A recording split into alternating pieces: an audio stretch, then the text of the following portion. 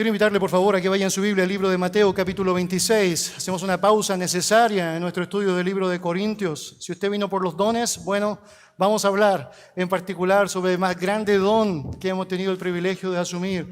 Nuestro Señor Jesucristo, encarnándose, Dios encarnado, viniendo a la tierra y llevando adelante un propósito tan, pero tan necesario, fundamental para nuestra existencia. Estamos hablando específicamente sobre su muerte y su resurrección. Y si hay algo que es impresionante es poder notar cómo mientras más vamos aumentando nuestro conocimiento del Señor Jesucristo, más va creciendo la admiración en el creyente por lo que significa su obra y su causa. Diría de hecho que la admiración crece en la medida que lo vemos obrar tan increíblemente en los momentos más complejos, los momentos más rudos de su vida. Y ver cómo se mantiene invicto frente a tanto ataque percibido, tanto ataque expresado en su contra. Estos días son muy especiales porque nos llevan precisamente a meditar en relatos, en escenas que nos hacen pensar en nuestro Señor Jesucristo. Y por cierto, aquello que está asociado a la pasión de nuestro Señor, toda aquella historia que comienza allá con esta declaración de ir a Jerusalén y llevar adelante todo lo que estaba determinado para Él, pasar por la última cena, por el reconocimiento de quién sería el que le iba a entregar, por esa oración preciosa que hace por los suyos, incluyendo aquellos que iban a creer después de ellos, ese tiempo de oración tremendo allá en el Getsemaní, y luego lo que significa el arresto, la cruz, lo que significa la tortura implicada allá, y por cierto la resurrección. Son escenas que siempre deberíamos tener tremendamente presente en nuestra mente, nos sensibiliza, pero por sobre todo nos da un sentido de gratitud, de contemplación en lo que significa un amor tan grande, tan pero tan grande, que no solamente se encarga de cumplir la tarea que ha sido asignada para Él de manera perfecta, sino que además con ello está otorgándonos lecciones tras lecciones que podemos aprender y que no hacen más que manifestar el honor y la grandeza del gran Dios, del gran Señor Jesucristo. El relato que vamos a apreciar en esta ocasión se enmarca en los días de esa pasión y nos dará una tremenda luz de lo que significa el amor de Cristo y su deseo constante de enseñar esas lecciones inagotables. Un Salvador que enfrenta la hora más crítica de su vida, pero como siempre sabe salir victorioso. Y con ello, obviamente, grandes enseñanzas para nosotros. El contexto nos va a hablar de la última cena, nos va a decir que hay una oración que se ha llevado después en el huerto del Getsemaní, nos dirá también que hay una tremenda aflicción que Jesucristo va a enfrentar de parte de Satanás, de la que, por cierto, saldrá triunfante, y de manera particular apuntará a aquello que tiene que ver con las escenas, los sucesos que se llevan a cabo en el arresto de nuestro Señor, ya encaminándose a lo que sería su pronta crucifixión. Entonces, si me acompaña, Mateo capítulo 26, por favor, en su Biblia, los versículos son los que abarcan los versos 47 al 56. Mateo capítulo 26, versículos 47 al 56.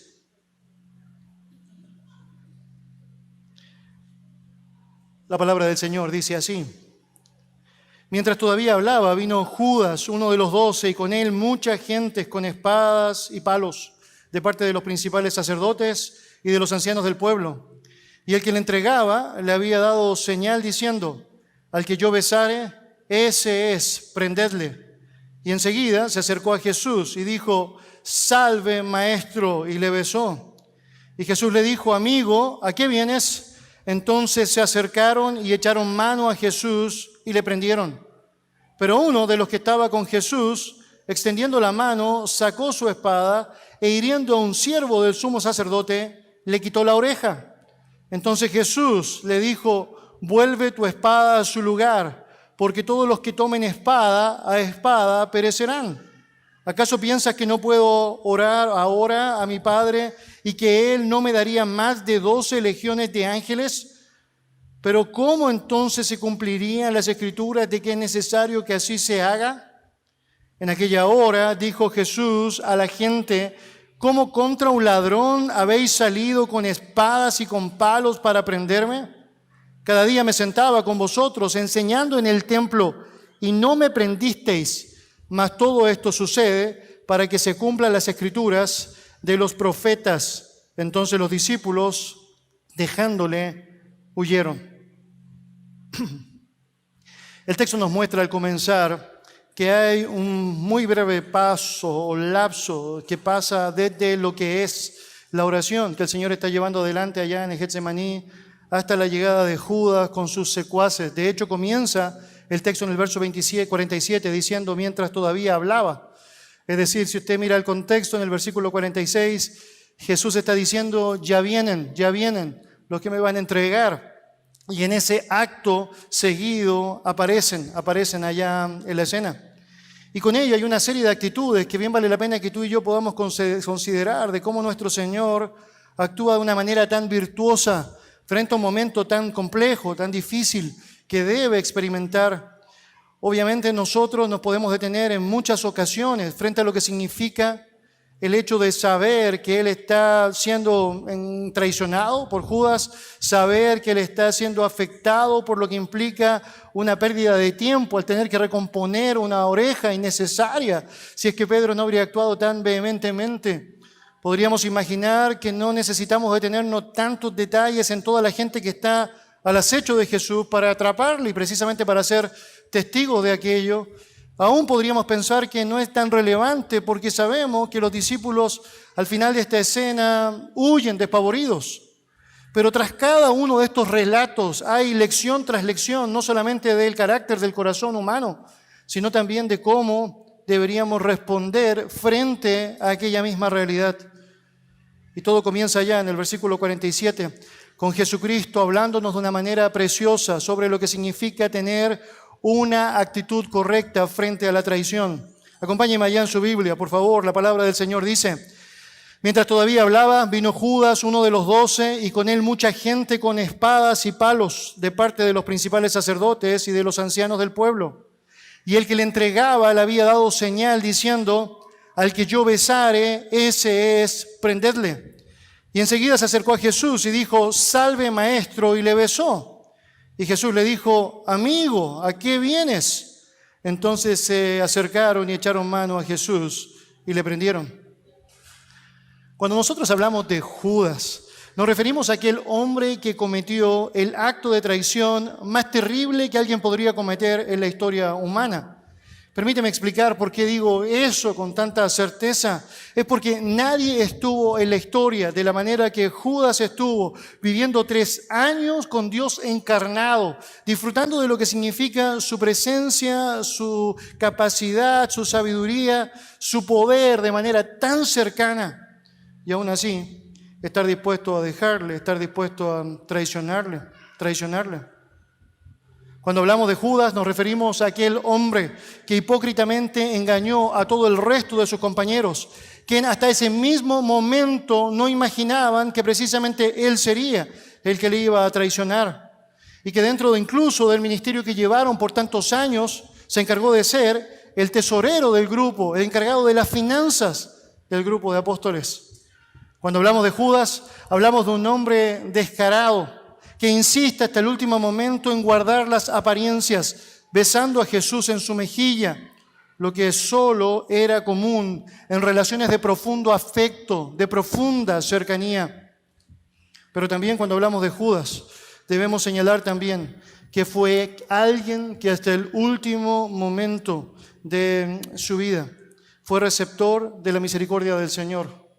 Alguien que recibió de una manera increíble, como nadie, oportunidad tras oportunidad para arrepentirse.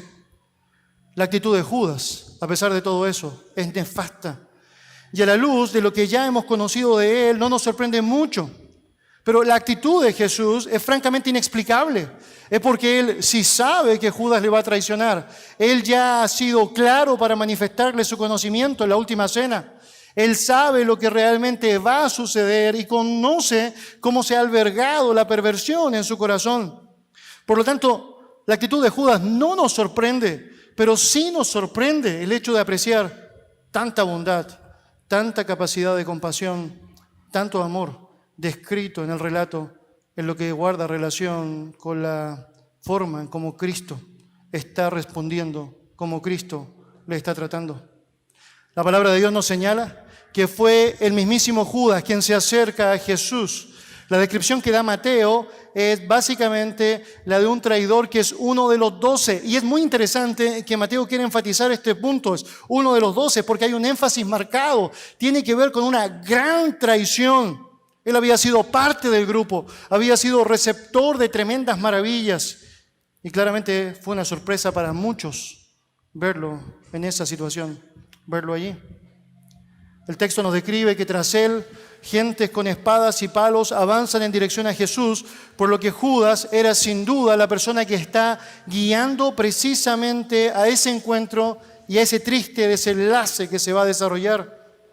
Judas, quien había salido en medio de la cena pascual, ahora se dirige con una gran cantidad de hombres a arrestar y, si es necesario, maltratar fuertemente al Señor. Las palabras del apóstol Pedro en Hechos, capítulo 1, versículo 16, reafirman la actitud que Judas tuvo en relación a todo ese grupo de personas. El verso 16 del capítulo 1 de Hechos dice: varones hermanos, era necesario que se cumpliese la escritura en que el Espíritu Santo habló antes por boca de David acerca de Judas, que fue, note, guía de los que prendieron a Jesús. Hay una descripción ahí tremendamente ruda. Uno de los cercanos, uno de los más cercanos, uno de los que poseía la mayor confianza en el grupo al punto de encargarse de los dineros, es quien está ahora guiando el ataque en contra de Jesús. Hay preguntas que pueden surgir a partir del texto, como por ejemplo esta: ¿cómo era posible que Judas supiera dónde estaba Jesús? ¿Cómo sabe específicamente que Jesús pudiese haber estado allí, en ese lugar, si le dejó en la cena y luego ahora se encuentran en el Getsemaní? Y bueno, la respuesta bíblica es que Jesús acostumbraba a estar ahí, era parte de lo habitual, llegar hasta ese lugar, hasta ese punto, hasta ese lugar en donde tenía una cercanía especial, orando ante su Padre. La Biblia enseña allá en Lucas capítulo 22, versículo 39, y saliendo se fue como solía al monte de los olivos, y sus discípulos también le siguieron. Note, como solía. Era una costumbre. En Juan capítulo 18, versículo 2, la Biblia dice: y también Judas, el que le entregaba, conocía aquel lugar, porque muchas veces Jesús había reunido allí con sus discípulos. Por lo tanto, ahí la respuesta era un lugar habitual, era un lugar común. Judas sabía dónde le iba a encontrar. Ahora, hasta ese punto tenemos a un hombre que fue a ofrecerle a Jesús, a estos líderes religiosos de la época. Luego ha tratado de guardar las apariencias frente al propio Señor mientras han compartido con Él y con sus discípulos. Y ahora está guiando a una turba con el propósito de ejecutar su plan final. Si usted ve Mateo capítulo 26, versículo 48, señala el texto: y el que le entregaba les había dado señal diciendo: al que yo besare, ese es, prendedle. La etapa final del plan del traidor era la entrega misma de Jesús, y el formato planeado es digno del carácter que conocemos hasta ahora de Judas. Estamos hablando básicamente de un beso, un cínico beso. Hay varios aspectos de la escena que nos hacen meditar. ¿Por qué Judas tendría que darle un beso a Jesús? ¿No era lo suficientemente conocido nuestro Señor como para que simplemente se acercaran a Él y lo atraparan? Y bueno, la respuesta es que aunque si bien Él era conocido, eso no implica, en primer lugar, que todos los involucrados en el arresto supieran claramente quién era Él. También debería mencionar que la escena específica albergaba ciertos aspectos que podían hacer difícil el hecho de reconocerle. Entre otros, no solo la oscuridad, que si bien se encontraban en tiempo de Pascua, en donde hay luna llena, es en un contexto como el Monte de los Olivos, en donde hay gran frondosidad de árboles que hacen mucho más difícil el poder ver con claridad lo que realmente allí está sucediendo. Esa es la razón por la cual el relato paralelo en Juan capítulo 18, versículo 3, señala: Judas, pues, tomando una compañía de soldados y alguaciles, de los principales sacerdotes y de los fariseos, fue allí, note, con linternas y antorchas y con armas. Las linternas y antorchas, por cierto, lo que hacen no es otra cosa que atestiguar en favor de la oscuridad que existía en aquel lugar. El punto es que aunque era bien probable la necesidad de distinguir al Señor del resto de las personas, no necesariamente tendría que haber sido un beso el que se le daba. Él simplemente podría haber ido y haberle dicho, buena, o no. Él podría haberle tocado simplemente el hombro, él simplemente podría haberse acercado y haber hecho. Pero no era suficiente lo que él consideraba que era propicio hacer, digno de su carácter traidor. Es el beso. Es el beso. Hermanos, hay una evidencia de lo que significa la hipocresía manifestada. El texto nos habla de un beso de profundo afecto. La palabra en griego, kataphisilelen, es bien interesante porque utiliza ya un prefijo, kata, y por eso quiero mencionarlo, que generalmente se utiliza en el griego para enfatizar algo. Cada vez que está el kata adelante, está tratando de enfatizar algo específico. Es como un beso, gran beso, es decir, una gran cantidad de escenas efusivas. De hecho, se utiliza en contextos para hablar de una reiteración de besos, intensificando lo que realmente está pasando allí. No fue solo un beso puntual. Judas quería que ninguno de los que le acompañaban pasara por alto quién era aquel a quien debían apresar. Por otro lado, quizás pensaba que podría seguir pasando a los ojos de Jesús o a los ojos de los demás discípulos como uno más del grupo, como alguien más que quizás no estaba haciendo algo tan malo, tan malo. Su exclamación verbal sigue esa misma lógica digna de un gran traidor. Él utiliza palabras terribles. Él le dice allá, salve maestro, salve maestro. Salve básicamente sería como en nuestro tiempo decir te saludo, y está implicado allá en una palabra que alude al gozo. Es un gozo tremendo el hecho de verte, saludarte. Gózate o sigue gozándote sería básicamente la expresión que estaría señalando Judas a nuestro Señor. De modo que tanto el beso como el saludo encierran de parte de él una actitud tremendamente hipócrita, tremendamente hipócrita. Hermanos, otra vez, hasta ahí, probablemente no nos sorprende tanto el saber lo que está pasando con él, pero es impactante ver la manera en cómo Jesucristo responde y cómo nos enseña a nosotros precisamente cómo responder o reaccionar frente a situaciones como esta. Apreciemos la respuesta del Señor, miremos lo que realmente está sucediendo allá. Mira en tu Biblia, por favor, lo que dice el versículo 50. Dice el texto, y Jesús le dijo, amigo, ¿a qué vienes? ¿A qué vienes? La palabra amigo descrita allá significa compañero o camarada. En el texto, literalmente, está diciéndole, amigo, compañero, ¿cuál es tu propósito? ¿A qué vienes? La palabra o la frase ¿a qué vienes? También podría ser traducida como haz lo que viniste a hacer o a lo que vienes sería la idea, a lo que vienes. Es interesante notar que no vemos allí, en ninguna parte de Jesús, palabras de rudeza. Él no utiliza acusaciones fuertes, no aplica sentencia, sino que básicamente lo que se encarga de hacer es hasta el final mostrar su interés para provocar alguna reacción favorable en la vida de Judas. Es decir, Judas, haz lo que tienes que hacer. Vamos, Judas, ¿qué pasa? Es decir, reacciona. ¿Estás convencido de lo que realmente está pasando, compañero? Lucas capítulo 22 nos muestra otra frase que utilizó el Señor con Judas allá. Y es bien interesante. Leo para usted el versículo 48. Entonces Jesús le dijo, Judas, con un beso entregas al Hijo del Hombre. Y nota otra vez, todo en un intento de mover la conciencia del traidor a una actitud reflexiva. Él está hablando del Hijo del Hombre, un título asignado al Mesías prometido. Judas, ¿estás seguro que tú quieres ser el que lo entregue, el que me entregue?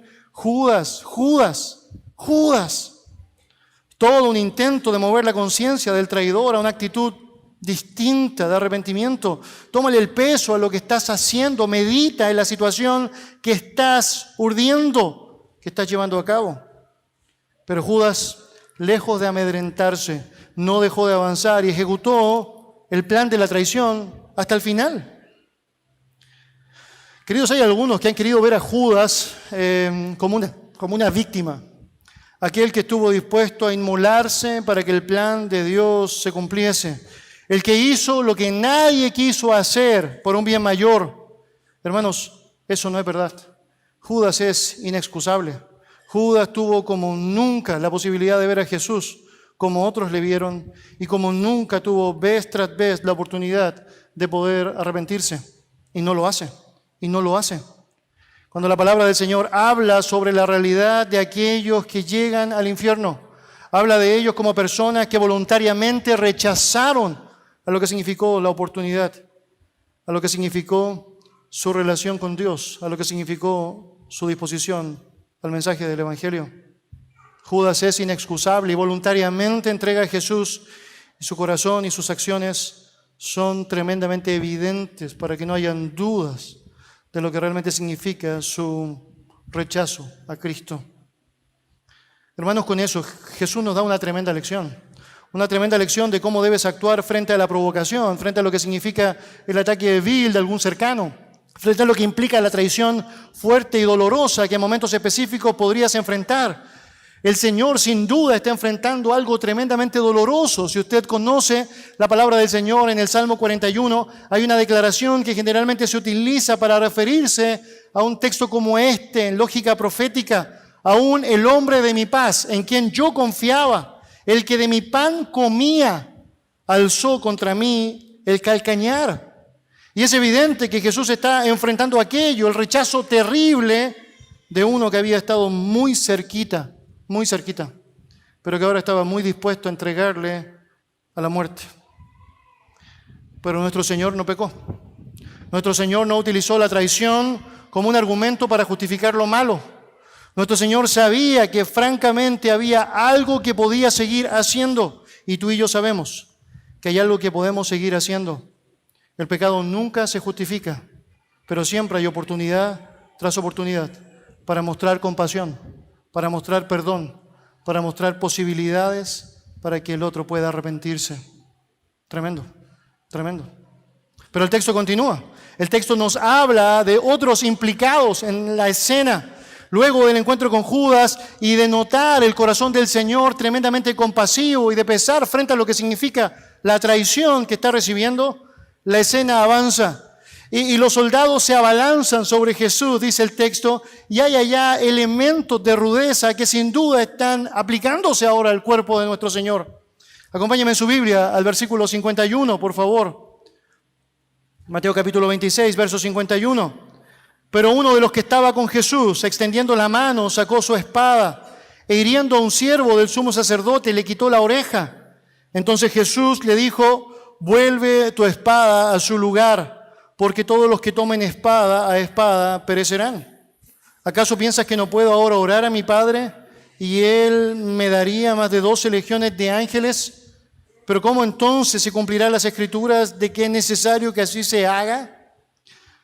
Bueno, si en Judas pudiésemos notar hipocresía y traición, en el discípulo descrito aquí en este texto, lo que vemos básicamente resaltar es la vehemencia y la ansiedad. Y tan solo con esas características, y sin que Mateo tenga que dar el nombre, usted y yo ya podemos saber, ¿o no?, quién destacaba entre los 12 con su vehemencia y con su ansiedad. Bueno, Pedro.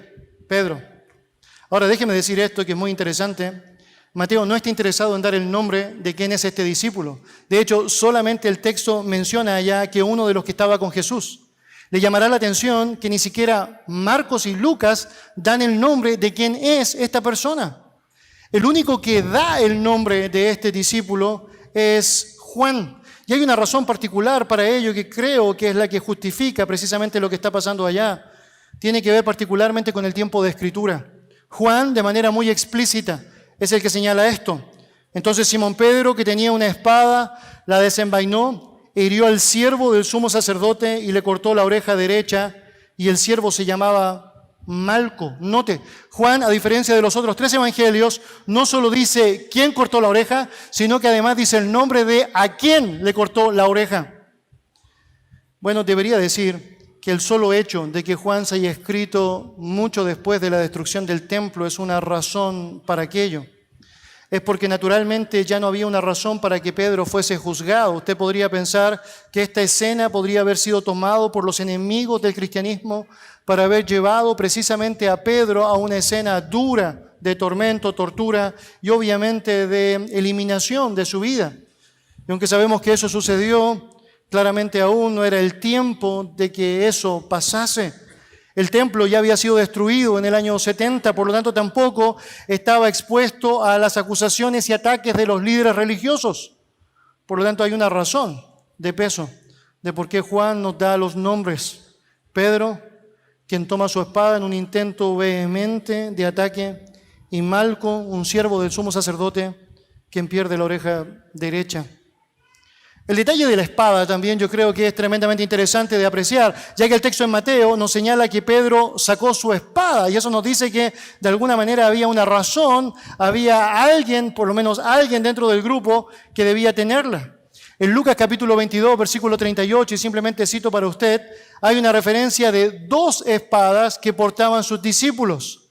El texto dice allá, entonces ellos dijeron, Señor, aquí hay 2 espadas. Y él les dijo, basta. Al parecer el grupo tenía 2 espadas en su poder y ahora sabemos que una de esas espadas la tenía Pedro. Peligroso, ¿no? Que Pedro tenga una espada, muy peligroso.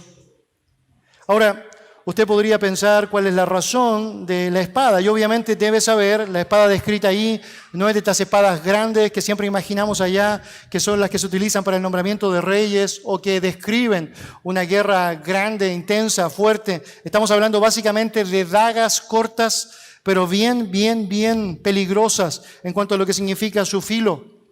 El propósito no necesariamente tiene que ver con la escena de estar en una guerra en donde quieres estar preparado para matar a otro. Básicamente tiene que ver con el uso cotidiano. Recuerde usted, allá se encuentran en lugares en donde hay que cortar frutos de ciertos árboles, en donde hay que comer ciertos peces, en donde hay que desenredar o cortar ciertas redes. Por lo tanto, tiene sentido, así como muchos en nuestro tiempo usan cortaplumas o andan trayendo cortaplumas, bueno, que eventualmente él haya usado esa espada con razones prácticas, con razones de sentido cotidiano. Es razonable entender naturalmente que él está ahora pensando frente a esa realidad, Pedro teniendo esa espada y frente a una escena tan difícil que es el momento de cumplir lo que unos minutos antes le había prometido a Jesús. Esa promesa que aparece descrito en el versículo 35, en donde él le dice a Jesús, mire Jesús, si me es necesario morir con usted, no lo voy a impedir, no te voy a negar. Por lo tanto, aún uno podría pensar que hay una intención de parte de Pedro de querer demostrar que no va a dejar al Mesías, de que él va a estar fiel con él hasta el final, por lo tanto va a hacer lo posible por eliminar todo aquello que se levante en contra de Jesús, pero la forma es tan terrible, la manera está completamente desenfocada de lo que debería ser su realidad, la manera en cómo enfrentar una situación como esta. De hecho, es evidente que aún si hubiesen sido usadas las dos dagas, que estaban en poder de los discípulos, no habrían sido suficientes en contra de todo aquello que se estaba levantando, en contra de todo el contingente enemigo que Jesús tenía al frente. En cuanto a la escena específica del ataque, es asumible también que el intento de Pedro era obviamente mucho más rudo que el que terminó siendo. Es probable que Malco alcanzó a correrse rápidamente o que con los nervios Pedro no alcanzó a llegar al cráneo o al cuello. Es obvio que Pedro no quería cortar la oreja, ¿no? Es decir, nadie en una escena como esa dice, lo voy a dejar sordo de un lado. No. Es obvio que Pedro quería matarlo y aún ahí, debo ser franco, es evidente ver la misericordia de Dios, ¿o no? Porque ¿sabes lo que habría pasado si realmente Pedro mata en ese momento a ese hombre? Bueno, obviamente habría sido el final de Pedro también. Cuando leemos el relato, a partir de Mateo, nos damos cuenta que hay énfasis que Dios desea que nosotros podamos asimilar y tienen que ver con... No, otra vez, la actitud de Pedro, porque no nos genera sorpresa. Él ha sido vehemente sistemáticamente. Él ha sido ansioso, constantemente. Hay algo que nos sorprende y tiene que ver con la actitud de nuestro Señor. Es como tienes una actitud correcta frente a la ansiedad, cómo tratas escenas como estas y cómo con eso nos enseña tanto a nosotros cuando luchamos por tener actitudes como la que Pedro tiene en un momento como ese, en donde pensamos que podemos resolver las cosas en nuestra fuerza, pero mal, en donde pensamos que nosotros debemos actuar porque creemos que Dios no va a actuar, en donde pensamos de alguna u otra manera que nosotros tenemos un mejor plan que el de nuestro Dios. Jesús dice en el versículo 52, vuelve tu espada a su lugar, porque todos los que tomen espada perecerán. Hermanos, una gran lección con respecto a eso es que debemos entender la ansiedad es tremendamente inútil, debemos asumirlo así. No hay ningún sentido lógico, por más emocionante o por más adrenalina que tengas, que justifique el hecho de pensar que una pequeña daga puede eliminar todo lo que estaba pasando allá en ese tremendo y fiero ataque. ¿Qué es realmente lo que podría lograr, aparte de enardecer un poco más a estas personas que venían con un ánimo ya lo suficientemente endurecido en contra de Jesús? Las actitudes que son basadas en la beligerancia y la ansiedad no son útiles, nunca, pero nunca son útiles. De hecho, por el contrario, garantizan efectos que son terribles para la vida de aquellos que las están ejercitando. Es decir, trata de elaborar una vida llena de ansiedad, llena de desconfianza en el poder y el plan de Dios, y francamente lo que recibirás serán costos y costos mucho más altos de los que en algún momento estuviste enfrentando. Naturalmente yo estoy pensando en Mateo capítulo 6, versículo 27, en donde nuestro Señor Jesucristo está diciendo allá sobre el peligro del afán y de la ansiedad, y menciona: ¿y quién de vosotros, por más esfuerzo, por más empeño, por mucho que se afane, puede agregar un codo a su altura? Es que dígame usted, ¿con cuánta ansiedad usted podría lograr crecer 50 centímetros? Es que con nada. Y es porque la ansiedad, tal como se describe allá y acá, es completamente inútil. No te ayuda a resolver absolutamente nada de lo que piensas que podría ser resuelto. Por lo tanto, Jesús le dice a Pedro: vuelve la espada a su lugar. Para darle mucho más peso a la premisa, nuestro Señor utiliza con Pedro una frase proverbal, porque todos los que, dice ya el texto, los que tomen espada perecerán. William Hendrickson hace un comentario ya bien interesante. Él dice lo siguiente: este dicho proverbial no debe interpretarse en un sentido absoluto o incondicional, como si el uso de la espada siempre fuese incorrecto. De hecho, la propia palabra del Señor nos habla sobre un uso correcto de la espada, incluso en juicio frente a aquellos que realmente lo necesitan. De hecho, la palabra habla ya en Romanos capítulo 14 sobre la autoridad imperante en un estado que no en vano lleva la espada. ¿Para qué?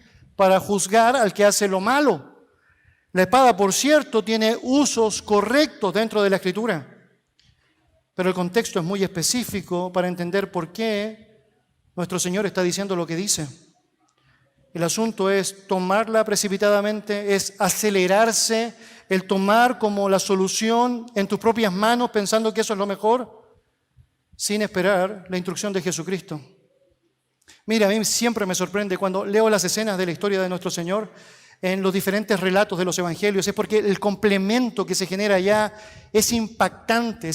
Hay una escena en particular que no había tomado yo en serio hasta este momento específico para notar el detalle que está manifestando. En Lucas, por ejemplo, en el capítulo 22, versículo 49, la palabra del Señor dice lo siguiente: viendo los que estaban con él lo que había de acontecer, le dijeron: Señor, ¿heriremos a espada? Note eso.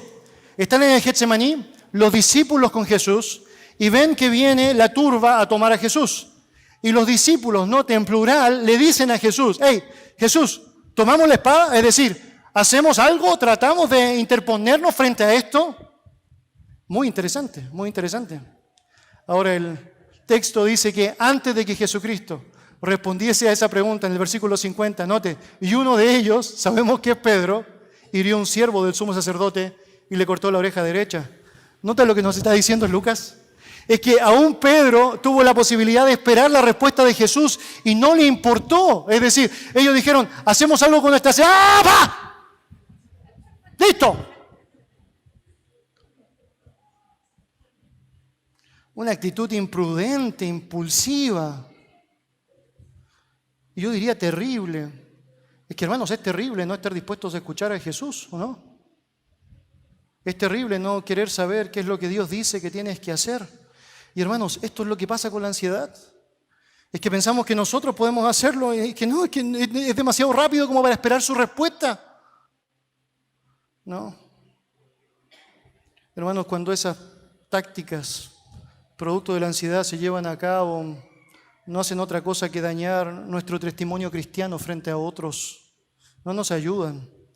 Obviamente el reino de Dios no puede ser manifestado de una manera tan correcta o tan sabia en boca de alguien tan ansioso, beligerante, tan buscapleitos. La palabra del Señor es clara para decirnos que hay formas distintas para albergar cualquier situación de ansiedad, echando todo aquello sobre nuestro Dios. Debería decir también que este texto es tremendamente descriptivo para decirnos que no es una guerra física la que nosotros debemos tratar de pensar es posible para ir en contra de las prácticas mundanas. A lo largo de la historia, muchas personas han creído que la manera correcta de destruir a los enemigos de la cruz de Cristo es a través de espadas, ¿o no? Y Jesucristo fue muy claro cuando habló sobre aquello a Pilato y le dijo allá con total nitidez: mi reino no es de este mundo. Si mi reino fuera de este mundo, mis servidores pelearían para que yo no fuera entregado a los judíos, pero mi reino no es de aquí. La forma en cómo yo llevo la dinámica de mi reino no se trata de las formas como el mundo la lleva. No funciona así. Los reinos del mundo se defienden con la fuerza. Dios no se limita a la esfera humana. Hermanos, Él es todopoderoso. No nos necesita peleando físicamente.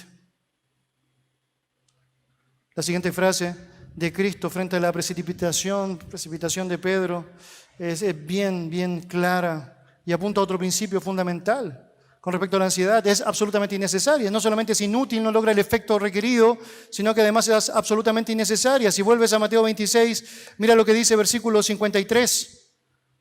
¿Acaso piensas que no puedo ahora orar a mi Padre y que Él no me daría más de 12 legiones de ángeles? Mire, la actitud de Pedro al no considerar la verdadera realidad de Cristo es terrible, es terrible. Y la razón es porque no está viendo en Cristo quién debía ser considerado: el Dios Todopoderoso. El intento del apóstol no hacía otra cosa que evidenciar que él tenía que actuar porque francamente nadie más lo iba a hacer. Entonces Jesús necesita usar una pregunta retórica para persuadirle, para hacerle profundizar en el punto. Verso 53, ¿acaso piensas que no puedo ahora orar a mi Padre y que Él no me daría más de 12 legiones de ángeles? Mire, una legión de soldados constaba de 6,000 hombres. Por lo tanto, usted podría imaginar lo que está pasando allá. 12 legiones de ángeles es una referencia específica a 72,000 ángeles. Increíble, 72,000. Es decir, la Biblia nos da una historia muy interesante en el Antiguo Testamento, cuando los ejércitos de Sennacherib se levantan en contra de Israel, y dice la Biblia que un solo ángel en una noche mató 185,000 personas. Un relato que luego Pablo usa en Corinto, por lo tanto era cercano a la historia de los creyentes. Un solo ángel mató en una noche 185,000 soldados armados completamente. Bueno, usted podría imaginar cuánto podrían hacer 12 legiones de ángeles, ¿no? Ayuda para tener una proporción. Pero la ansiedad no es así. Es que no piensa correctamente, no procede con utilidad. Jesús ya lo había señalado en el Sermón del Monte y obviamente estaba allá presente Pedro cuando él habló en contra de lo que era la ansiedad y le señaló: es innecesario. Mira las aves del cielo que ni siembran, ni cosechan, ni recogen en graneros, y el Padre Celestial las alimenta. ¿Y no valen ustedes mucho más que esos pajaritos? Mira los lirios del campo, y con toda su belleza y esplendor nunca van a vestirse como sus hijos pueden. Por la provisión, la gracia, el cuidado, el cariño del Padre Celestial. El silogismo usado allá es muy interesante. Dios provee para los lirios, Dios provee para las aves. El hombre vale mucho más que ellos a los ojos de nuestro Dios. Ante Él, por lo tanto, Dios va a proveer para los hombres. Hermanos, es un asunto necesario de reflexionar. Pero la ansiedad es francamente innecesaria. La misma actitud de Pedro en el huerto es la que muchas veces tenemos nosotros frente a situaciones complejas. Y debemos saber que esa actitud es innecesaria porque desconfía de Dios. Esa es la razón por la cual en Mateo 6 Él dice, hombres de poca fe, es que no confían en que yo voy a hacer lo que sé hacer mejor que nadie. No podemos descuidar las palabras de nuestro Señor. Es evidente que el no acudir a su Padre en oración para el envío de ángeles era parte del propósito que Él tenía. Y obviamente era una evidencia clara de que Él estaba poniendo su vida voluntariamente allá. Pedro debería haber descansado y confiado en aquello, pero no, la ansiedad era más fuerte. Quizá una cosa más que podemos aprender de ese relato tiene que ver con esta característica de la ansiedad como ignorante, es que no sabe, no quiere saber. Mire versículo 54 en su Biblia, por favor, Mateo 26, 54. Pero ¿cómo entonces se cumplirían las Escrituras de que es necesario que así se haga? Nuestro Señor Jesucristo le dice a Pedro, mire, en primer lugar, si yo quisiera mandar 12 legiones de ángeles pidiéndole al Padre que lo haga, lo hace, pero no es precisamente aquello que es parte del propósito. Y en segundo lugar le dice, Pedro, si te interpones ante esto con tu ansiedad, ¿cómo se va a cumplir la Escritura? Con su actitud, Pedro lo único que estaba haciendo es demostrar su falta de asimilación a la verdad. Si Jesús no pasaba por el arresto, si Jesús no iba en dirección a la muerte, francamente no habría podido dar cumplimiento a todo aquello que era necesario. Y cuando conoce la historia de Pedro, te hace mucho sentido el pensar en que esto es algo tan común, tan reiterativo, pero tan peligroso, y nos hace pensar cuán reiterativo también puede ser en nosotros. Jesús había dicho ya, hace algunos meses atrás, que llegaba el momento en donde iba a ir a Jerusalén y tenía que ser entregado a los líderes religiosos y los romanos iban a matarle, pero que luego al tercer día iba a resucitar. Estamos hablando específicamente de Mateo capítulo 16. Y dice la Biblia que Pedro se coloca al lado de Jesús y le dice, hey, Jesús, no se te ocurra hacer eso, ni tal te acontezca. De hecho, dice la Escritura que le toman los hombres, es como que se pone detrás de Jesús y le dice, Jesús, no lo haga, no vaya para allá. ¿Cómo va a hacer eso? Y Jesús en ese momento con mucha claridad le dice, apártate de mí. ¿Qué cosa le dice? Satanás. Es obvio, estaba siendo de alguna manera usado en un poder incorrecto para impedir o tratar de impedir aquello que ya estaba determinado escrituralmente que sucediese. Pedro no aprende la historia y ahora otra vez se quiere interponer ante esto. Y a mí me llama mucho la atención cómo Jesús lo deja en evidencia. Hey, Pedro, se tienen que cumplir las Escrituras. ¿Es que no sabes lo que la Biblia dice? Hermanos, la Biblia vez tras vez nos da referencias claras de lo que significaba la realidad de Jesús. Eso hace tan triste el hecho de apreciar cómo personas reniegan de las profecías cumplidas en Él de una manera tan fantástica, increíble, tan literal.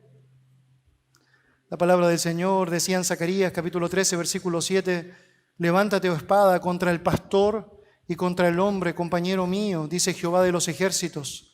Hiere al pastor y serán dispersadas las ovejas, y haré volver mi mano contra los pequeñitos, haciendo referencia a lo que sería este momento que los discípulos se enfrentarían.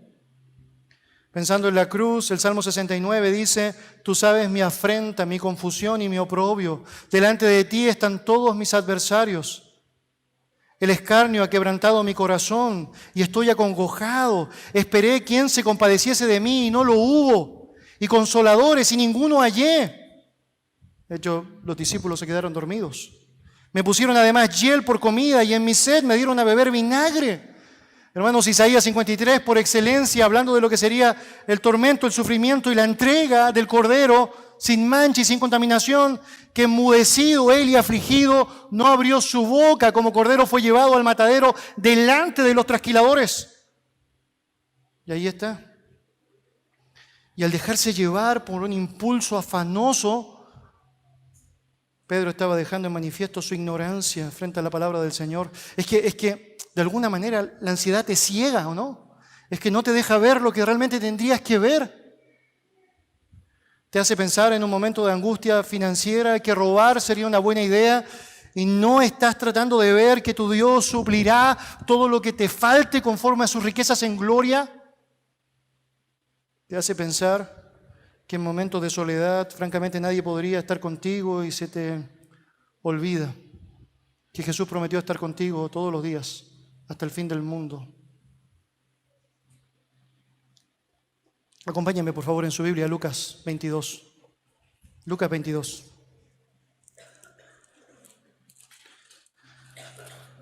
Versículo 51.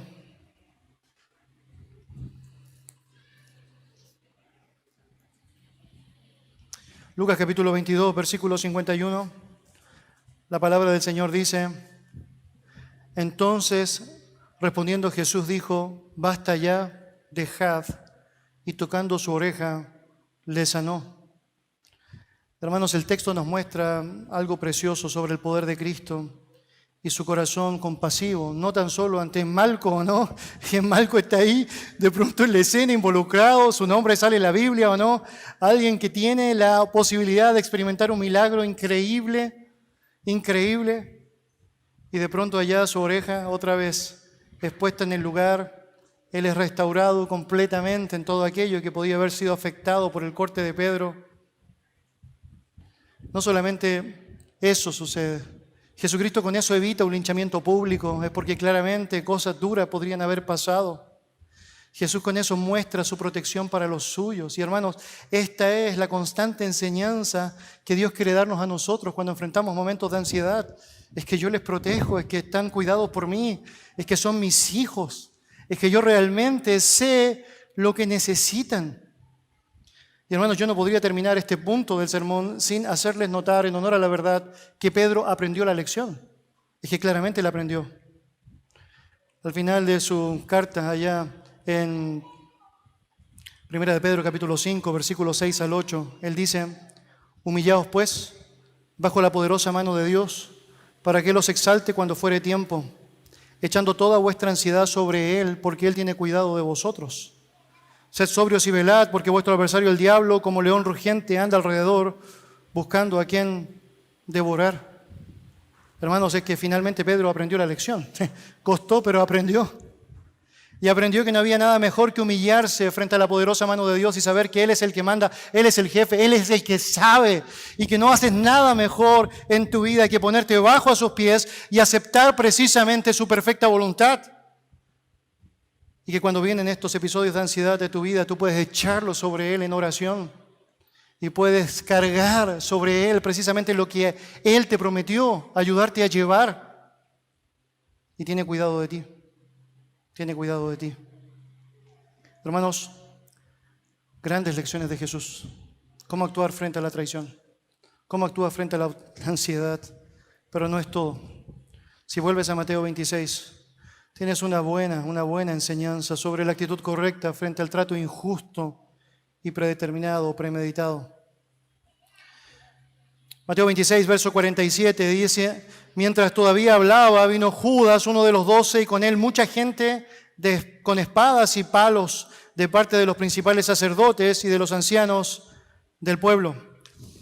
Mateo quiere dejar muy en claro este episodio. Judas encabeza un grupo de muchísimas personas que bajo la estrategia de los líderes religiosos judíos están, es decir, llegando hasta este lugar para apresar, capturar y finalmente matar a Jesús.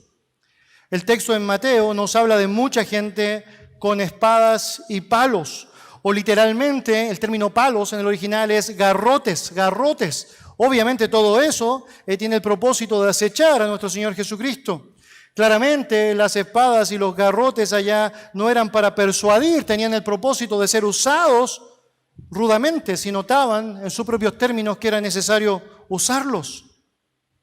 El texto en Mateo nos muestra que los que habían mandado a estos hombres no eran otros que los líderes religiosos judíos. Muy interesante, los sacerdotes y los ancianos del pueblo, quienes sabemos ya por la Biblia habían tramado este plan, habían elaborado esto para tratar de cumplir su objetivo. Ahora con la oferta de Judas se les hacía todo más fácil había que avanzar. Pero llevarlo a cabo claramente no podía ser algo espontáneo, tenían que planearlo, habían varias condiciones que debían cumplirse, en particular por los gestores de tamaña maldad. Una vez que Judas ha coordinado con ellos el hecho de entregar a Jesús en traición, los líderes religiosos tienen que proceder coordinadamente para tener ciertos permisos necesarios. Habían personas que tenían que estar implicadas para que esto pasara. El enfoque claro de Mateo en el texto está puesto en que los líderes religiosos estaban urdiendo y tramando para llevar adelante todo lo que finalmente sucedió. Cuando leemos nuestro texto, pareciera que ellos no están ahí físicamente porque dice que ellos planearon todo, pero cuando miramos la palabra del Señor en el contexto nos dice que también estaban presentes. No solamente estaban siendo autores intelectuales de la escena, sino que también querían ver entre las sombras lo que realmente estaba pasando allá. En Lucas 25, versículo 52, la palabra del Señor dice: y Jesús dijo a los principales sacerdotes y a los jefes de la guardia del templo y a los ancianos que habían venido contra él, como contra un ladrón, ¿habéis salido con espadas y palos? Nota, Jesús deja en evidencia quiénes están presentes: principales sacerdotes, los jefes de la guardia del templo y los ancianos. Gran parte, si no todo el consejo religioso judío, está básicamente ahí. El Sanedrín estaba presente para ser testigo ocular de lo que realmente ahora iba a sucederle a quien había sido ya por 3 años una piedra en el zapato para su orgullo. Y están dispuestos incluso a abandonar ese rol tan pulcro que trataban de llevar, tan aparentemente piadoso que trataban de preservar, para ahora dejar en claro qué era lo que realmente querían. Lucas nos señala que tanto los principales sacerdotes como los ancianos están allí. Y eso no es muy sabio, considerando que ellos tenían una función específica que cumplir. Déjeme explicar eso, porque también es tremendamente interesante. Ellos son los líderes religiosos, debían estar enseñando al pueblo, y qué mejor fecha para hacerlo que la propia Pascua. Usted recordará que como buen judío, Jesús y sus discípulos celebraron la Pascua esa misma noche, ya antes lo habían hecho. Pero ellos están obsesionados con cumplir su objetivo, por lo tanto no les importa tanto hacer lo que tienen que hacer. Cuando lees Juan 18, situado cronológicamente en un tiempo posterior a este, quiero mostrarle lo que dice el texto. Llevaron a Jesús a la casa de Caifás, al pretorio. Era de mañana y ellos no entraron en el pretorio para no contaminarse y así poder comer la Pascua. Quiero mostrarles eso, es impresionante, hermanos. Ha pasado la noche pascual y ellos aún no la han celebrado. De hecho, están entregando allá a Jesús en el pretorio después de haber pasado por esta lucha allá, esta conversación con Caifás, y llegan al punto en donde están allá en esta situación en donde no quieren entrar porque no se quieren contaminar, porque aún no han participado de la Pascua que ya deberían haber celebrado. ¿Y por qué no la celebran? ¿Por qué no lo hicieron? Es porque su obstinación por el mal les hizo descuidar todos estos asuntos que eran importantes para su rol. Los reyes de las apariencias, los expertos en ritualismos, están pero tan obsesionados con la muerte de Jesús que bloquean aún sus manifestaciones permanentes. El relato de Lucas describe además un contingente de los jefes de la guardia del templo. Estos eran básicamente capitanes judíos. Literalmente la palabra que se traduce para estos hombres es estrategas. De hecho, eran los encargados de las puertas, de cuidar las puertas del templo de Jerusalén. Y otra vez, quiero mostrarles esto ahora en relación a estos hombres. Hermanos, estamos celebrando la Pascua judía. Más de 2 millones de personas vienen de todos los lugares para celebrar esta fiesta y el templo es el lugar vital en donde ellos quieren estar. Y los hombres que deberían estar encargados de cuidar las puertas para evitar cualquier situación compleja no están ahí. Están precisamente ahora tratando de atrapar a Jesús.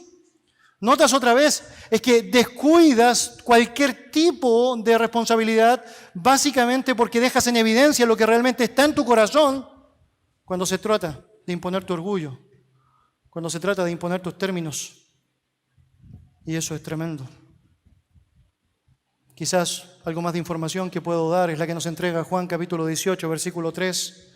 Judas, pues, tomando una compañía de soldados y alguaciles de los principales sacerdotes y de los fariseos, fue allí con linternas y antorchas.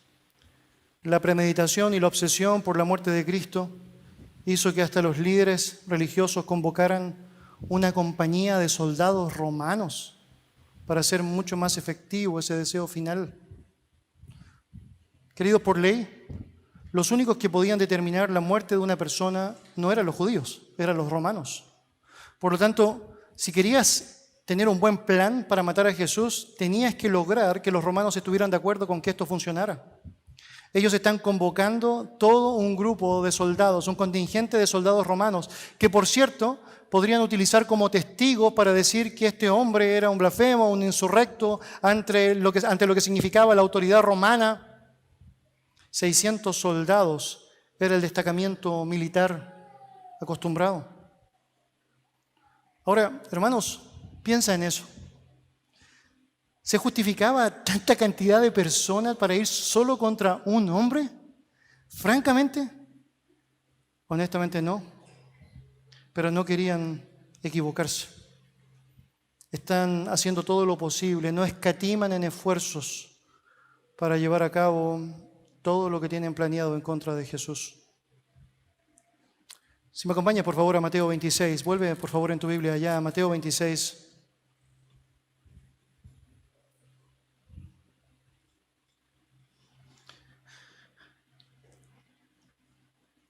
La palabra del Señor, cuando nos muestra el beso de Judas, nos habla de la total rapidez con la que el contingente preparado actúa.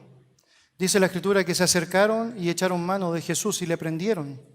Literalmente le rodearon, le tomaron, se lanzaron sobre él, la sujetaron con la fuerza. Es decir, Judas viene, le besa y de inmediato ellos ¡wow! No esperan tiempo para tomarlo. Tenían planeada la manera en cómo iban a actuar una vez que supieran específicamente quién era la persona implicada allá.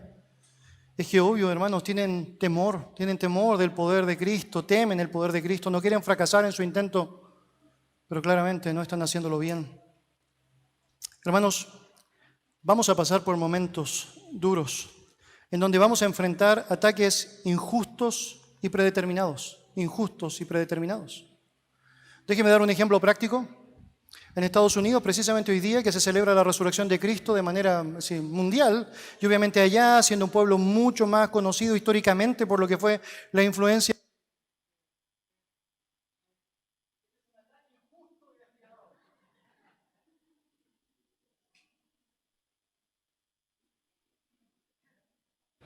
Vuelvo ya, ahí sí. Ahí sí.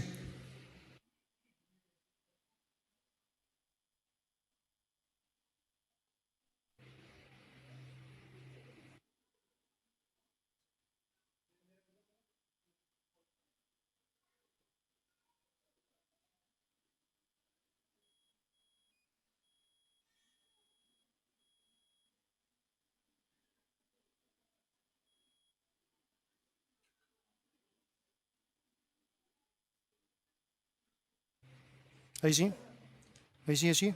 2, ahí sí. Durabel no funciona. Duracell tiene que... Bueno. En Estados Unidos, precisamente hoy día donde se celebra la resurrección de Cristo, el presidente determinó como una ordenanza celebrar el día transgénero. ¿Tiene sentido hacer eso, sino una total amenaza en contra de la verdad de nuestro Dios? ¿No es una total provocación planeada, premeditada, urdida, francamente establecida con propósitos nefastos? Mis queridos, déjeme ser franco con usted. Vamos a enfrentar esto en muchas ocasiones. Personas, pero no solo personas, líderes religiosos y políticos que se levantarán en contra de la verdad a través de planes premeditados, completamente premeditados y urdidos para atacar. ¿Y cómo deberías reaccionar? Bueno, como Cristo reaccionó. Vaya al verso 53, por favor, de Mateo 26. Recordemos esa escena, las palabras de Jesús a Pedro. ¿Acaso piensas que no puedo ahora orar a mi Padre y que Él no me daría más de 12 legiones de ángeles? Hermanos, ¿por qué Jesús no hace eso? Obvio, porque quiere cumplir el plan determinado de la Escritura para con su propia vida, pero también al dejarlo explícito quiere dejar en evidencia el hecho de que Él tiene compasión por todos los que están ahí. Es porque si Él pidiera que los ángeles fuesen los que llegaran en ese momento para defenderlo, obvio que ninguno de los que está ahí hubiese tenido ningún tipo de esperanza, despedazados de inmediato, de inmediato. ¿Y por qué eso no pasa? Bueno, básicamente porque Jesucristo tiene compasión. Y es que deberíamos tener compasión de personas enceguecidas en su pecado, entendiendo que están absorbidos por su necesidad del Evangelio, entendiendo que requieren de la verdad de las Escrituras, pero también con claridad en la confrontación. Mira versículo 55. En aquella hora dijo Jesús a la gente: como contra un ladrón habéis salido con espadas y con palos para prenderme. Cada día me sentaba con vosotros enseñando en el templo y no me aprendisteis. Compasión, hermanos, con las personas o por las personas nunca debe ser confundido por negación de la verdad. No hay que transar jamás lo que es correcto. Tienes compasión, pero dices la verdad. Tienes compasión, pero no transas lo que es verdadero ante los ojos del Señor. Y acá Jesús nos muestra cómo funciona aquello con total discernimiento, con total sabiduría. El pecado debe confrontarse, de no ser así, el mensaje del arrepentimiento no es necesario. Jesús deja en evidencia lo incorrecto de tratarle como un ladrón sin que lo sea. La actitud de ellos, obsesiva, premeditada y ciega ante la realidad, necesita ser manifestada. Estoy pensando en una escena específica en Canadá, en tiempos de COVID, en donde una iglesia estaba congregándose y llegó un contingente militar para tomar preso al pastor, un contingente militar. Y ves que el pastor deja de hacer lo que tiene que hacer, enseñando la verdad, y sale de la escena del templo y se entrega a todo ese contingente militar. De alguna manera, dejando en evidencia lo que realmente tenía que dejar en evidencia. Compasión. Ellos no están entendiendo claramente lo que están haciendo, están yendo en contra de Dios. Pero también decir la verdad. Y en ningún momento, bajo ninguna circunstancia, en ninguna situación de opresión, dejó de decir lo que tenía que decir, lo que correspondía decir.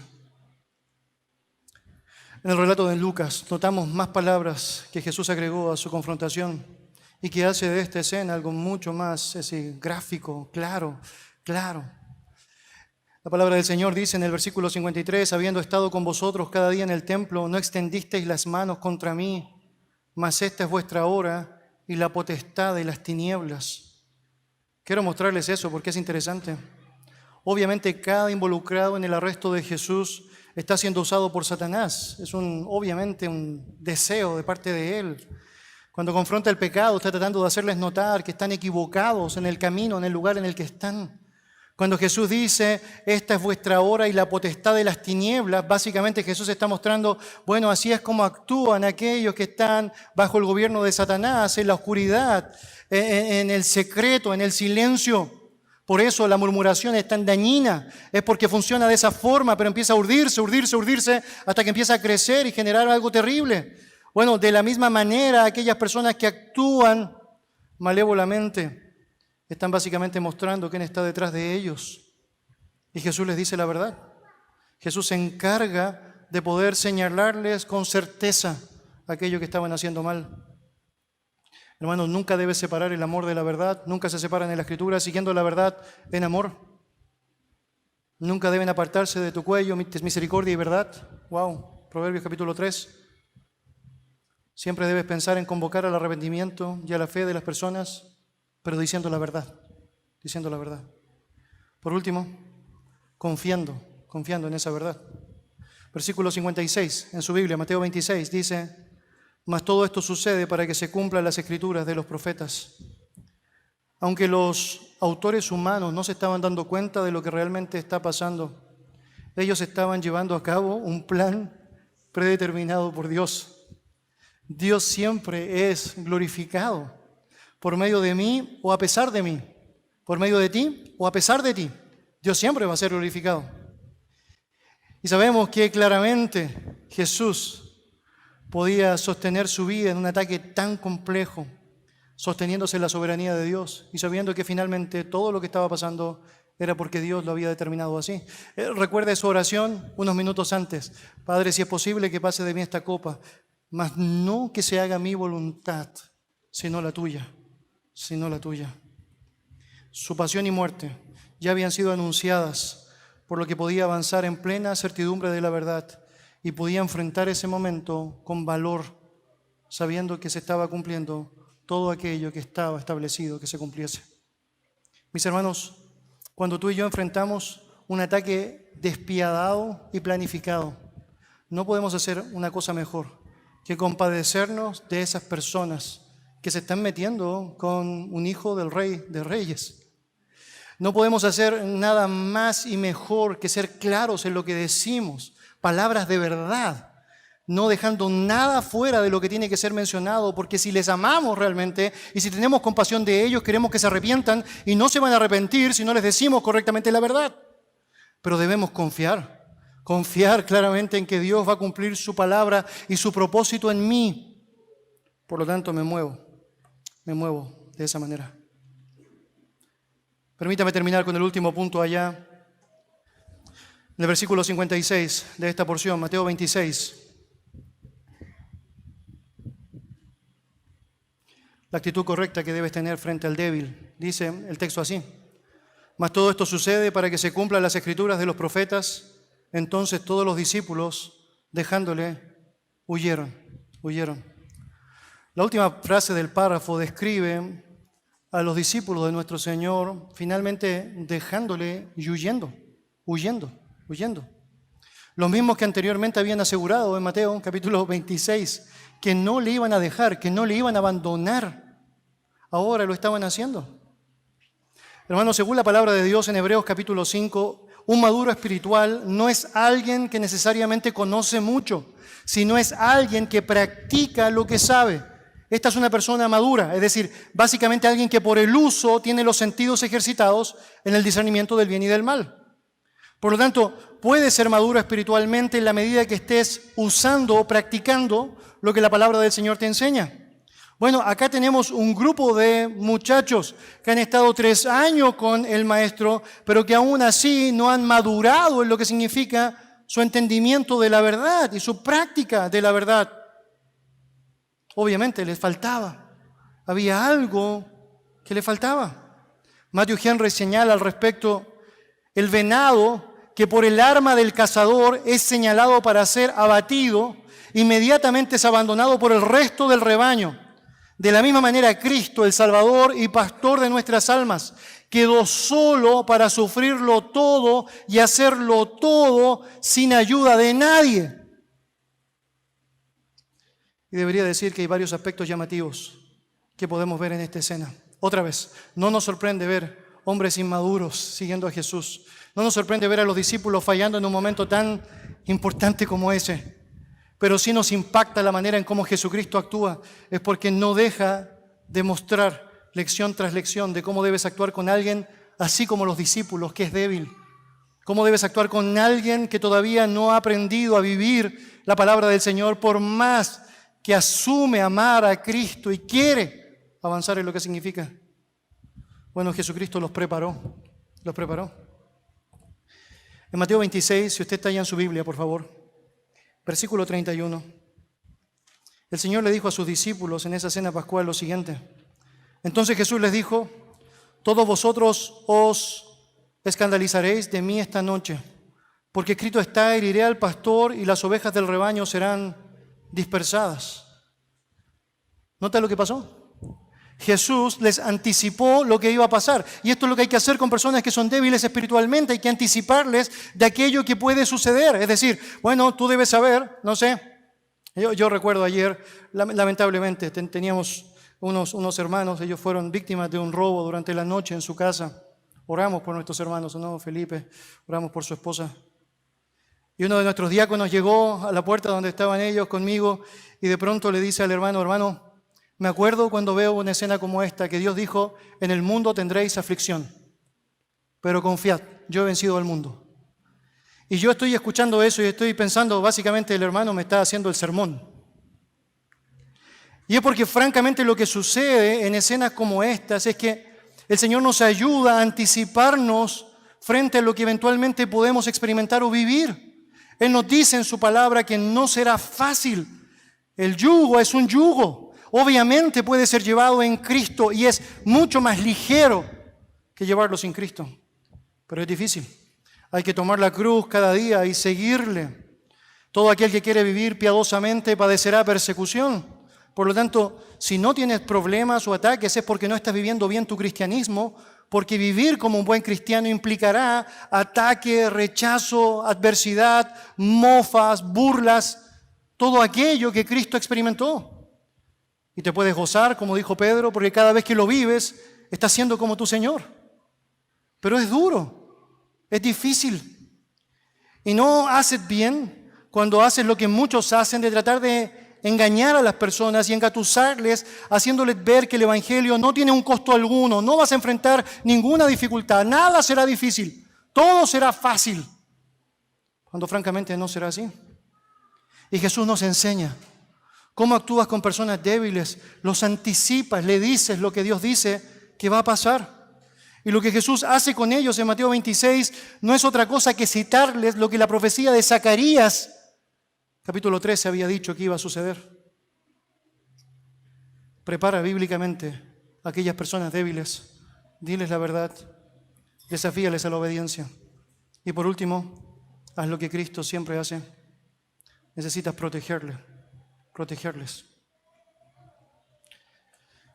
Mire, este es un episodio que no aparece en el relato de Mateo sobre el arresto de Jesús, pero sí en el de Juan. Yo quiero que me acompañe allá, por favor. Juan capítulo 13. Y que guarda directa relación con el corazón de Jesús para con los suyos. Evangelio de Juan, capítulo 13.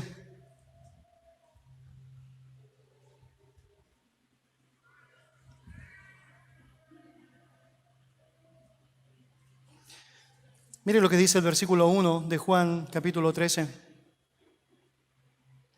Antes de la fiesta de la Pascua, sabiendo Jesús que su hora había llegado para que pasase de este mundo al Padre, como había amado a los suyos que estaban en el mundo.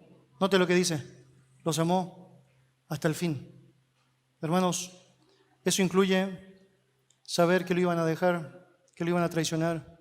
Incluye saber que uno se iba a adelantar, iba a querer matar a otro y tener que sanar una oreja. Eso incluye saber que lo iba a traicionar a alguien que estaba a su lado por tantos años. Pero él no claudicó en cumplir aquello que estaba asumido en cumplir. Los amó hasta el fin. Y hermanos, ese es el amor que Dios nos dice a nosotros que debemos tener, ¿o no? Acompáñenme a Juan capítulo 18, por favor, avance allá en su Biblia. Juan capítulo 18, versículo 2. El texto dice, y también Judas, el que le entregaba, conocía aquel lugar, porque muchas veces Jesús se había reunido allí con sus discípulos. Judas, pues, tomando una compañía de soldados y alguaciles de los principales sacerdotes y de los fariseos, fue allí con linternas, antorchas y con armas. Pero Jesús, sabiendo todas estas cosas que le habían de sobrevenir, se adelantó y les dijo, ¿a quién buscáis? Le respondieron, a Jesús Nazareno. Jesús les dijo, yo soy. Y estaba también con ellos Judas, el que le entregaba. Cuando les dijo, yo soy, retrocedieron y cayeron a tierra. Volvió pues a preguntarles, ¿a quién buscáis? Y ellos dijeron, a Jesús Nazareno. Respondió Jesús, os he dicho que yo soy, pues si me buscáis a mí, dejad ir a estos, para que se cumpliese aquello que había dicho, de los que me diste, no perdí ninguno. Wow. Hermanos, vemos en ese texto escenas que son increíbles del relato completo de lo que fue ese arresto de nuestro Señor Jesucristo. Tienes allá un montón de personas que van en contra de Jesús. Él dice yo soy, tú sabes lo que es yo soy, ¿o no? El nombre propio de Dios, de Jehová. Cuando Moisés preguntó a Jehová, si me preguntan quién me envió, ¿cuál es el nombre? Jehová dijo yo soy, diles que yo soy, te he enviado. Y Jesús dice yo soy, esa es la razón por la cual retroceden en tierra, ¿o no? Es decir, están impactados con la declaración que acaban de escuchar. Pero Jesús no se detiene allá, sino que también hace algo que es increíble. Dice versículo 8, os he dicho que yo soy, pues si me buscáis a mí, dejad ir a estos. ¿Nota lo que está diciendo? Hey, se trata de mí. Todos ustedes, toda esta multitud de personas vienen en contra de mí. Dejen que ellos se vayan. Déjenlos. Hermanos, esto es una demostración inevitable del cuidado, del amor, de la protección de nuestro Señor. Obvio que iba a llegar el momento en donde ellos iban a tener que morir. Todos ellos murieron por causa de Cristo en el momento determinado, pero esto no era su momento. Y Jesús está mostrando su cuidado, su protección, su ayuda. La escena nos hace pensar que estos hombres simplemente están escapándose y que nadie siguió detrás de ellos porque nadie podría alcanzarlo. Pareciera que son suficientemente rápidos para escapar. No escapan allá porque todo eso es parte de lo que el propio Señor Jesucristo hace al ponerse a sí mismo voluntariamente para ser tomado. Déjenlos a ellos, yo no me voy a resistir. Van a hacer conmigo lo que tienen que hacer. Y con esa libertad, ellos tienen la posibilidad de poder partir, poder arrancar. Todo eso Jesús lo hizo para cumplir lo que había determinado. De los que me diste no perdí ninguno. Hermanos, los débiles deben ser enseñados, pero también los débiles tienen que ser protegidos, cuidados, deben ser alentados. La palabra del Señor en 1 Tesalonicenses 5 dice que debemos apoyar a los débiles, debemos estar juntos con ellos, debemos ser pacientes con todos, por supuesto, pero debemos apoyarles. Obviamente todo eso, Jesucristo lo ilustra de una manera que es impresionante. Hermanos, nuestro Señor Jesucristo nos ha dado la posibilidad de meditar en su propio ejemplo. No es casualidad que nos ha revelado esta porción extensa de la palabra, y entiendo, hemos tomado más tiempo de lo habitual, pero creo que vale la pena que tú y yo podamos tomar más tiempo de lo habitual. Es que no hay mejor cosa que podemos hacer que invertir en admirar la grandeza del gran Cristo. El Señor nos enseña de una manera impresionante la actitud correcta que debemos tener frente a la traición. Y hermanos, ¿quiénes somos nosotros para no perdonar, para no compadecernos, para no ser personas que muestren un amor genuino, desinteresado y, por cierto, grande, aprendido de lo que Dios ha hecho con nosotros? Tremendos traidores. Por cierto, debemos tener una actitud correcta frente a la ansiedad. Y naturalmente nos hace bien pensar lo que la Biblia dice al respecto y saber que todo se trata finalmente de una falta de confianza en Él. El de querer poner las cosas en nuestras propias manos y pensar que podemos hacerla mejor que aquel que con el soplo de su boca diseñó el universo entero. Es que no tiene sentido pensar que algo que es infructuoso, que es inútil y que más encima es ignorante porque no reconoce toda la verdad, puede gobernar mejor mis actos que el Dios Todopoderoso.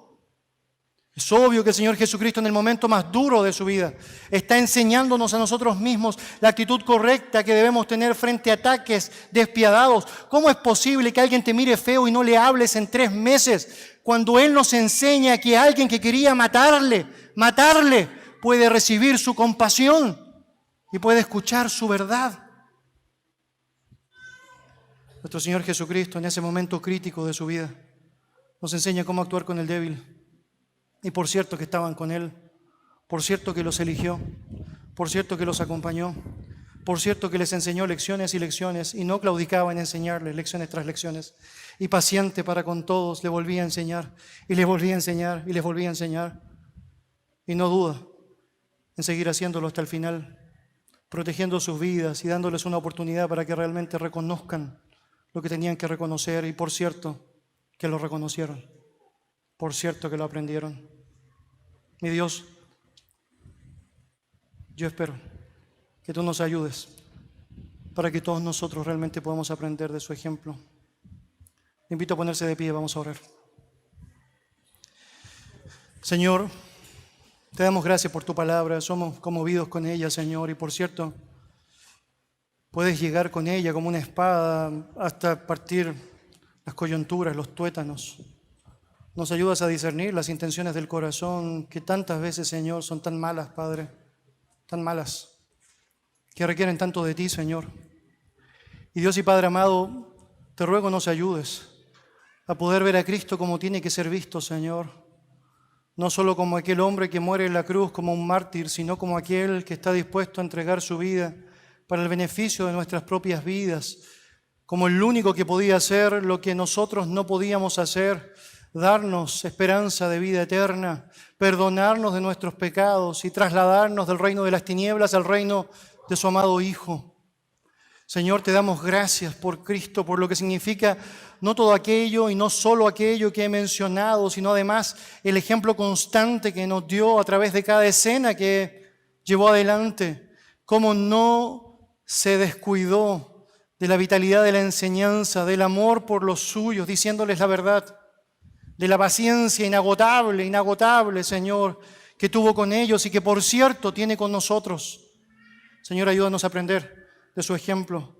Ayúdanos, Señor, a poder disfrutar de la victoria que has prometido en tu palabra, pero que solo se logra aferrados de la mano y la voluntad de nuestro Señor glorioso, el Rey de Reyes y el Señor de Señores, en quien están escondidos todos los secretos de la sabiduría, el inmortal, el que tiene una gloria inaccesible, Señor, el claro y dueño de todo, el gran yo soy, a quien adoramos por los siglos de los siglos, a Jesucristo. Amén. Amén.